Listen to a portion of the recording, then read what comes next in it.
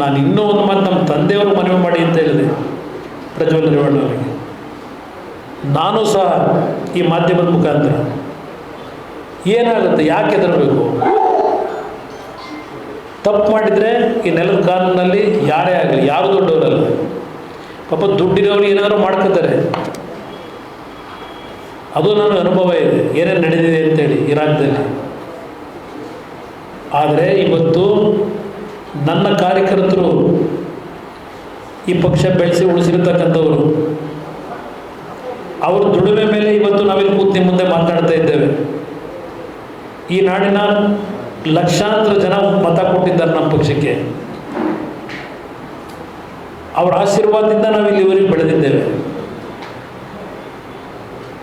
ಎಷ್ಟು ದಿನ ಇವತ್ತು ಹೊರಗೆ ಇರಬೇಕು?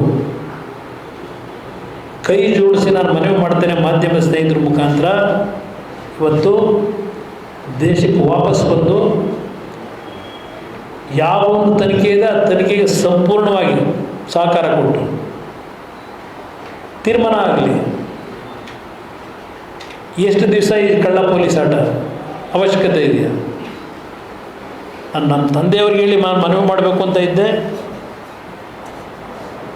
ನಾನಿವತ್ತು ತಡಿಲಾರದೆ ಇವತ್ತು ನಾನೇ ನಿಮ್ಮ ಮುಂದೆ ಇದನ್ನು ಹೇಳ್ತಾ ಇದ್ದೆ ನಮ್ಮ ತಂದೆಯವ್ರ ಪರವಾಗಿ.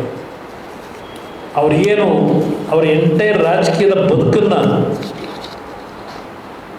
ಅವನು ಬೆಳಿಬೇಕು ಅಂತ ಹೇಳಿ ದಾರಿ ಎರೆದಿದ್ದಾರೆ. ಅವ್ರಿಗೆ ಗೌರವ ತರಬೇಕು ಅನ್ನೋದಿದ್ದರೆ ಎಲ್ಲಿದ್ದರೂ ಮುಂದಿನ 24 ಗಂಟೆಲೋ 48 ಗಂಟೆಲೋ ವಾಪಸ್ ಬರೋದ್ರ ಮುಖಾಂತರ ನನ್ನ ಪಕ್ಷದ ಕಾರ್ಯಕರ್ತರಿಗೆ, ಸನ್ಮಾನ್ಯ ದೇವೇಗೌಡರಿಗೆ ಗೌರವ ತಗೊಂಬಪ್ಪ ಅಂತೇಳಿ ನಾನು ಇವತ್ತು ಮುಖಾಂತರ ನಾನು ಮನವಿ ಮಾಡ್ತೇನೆ.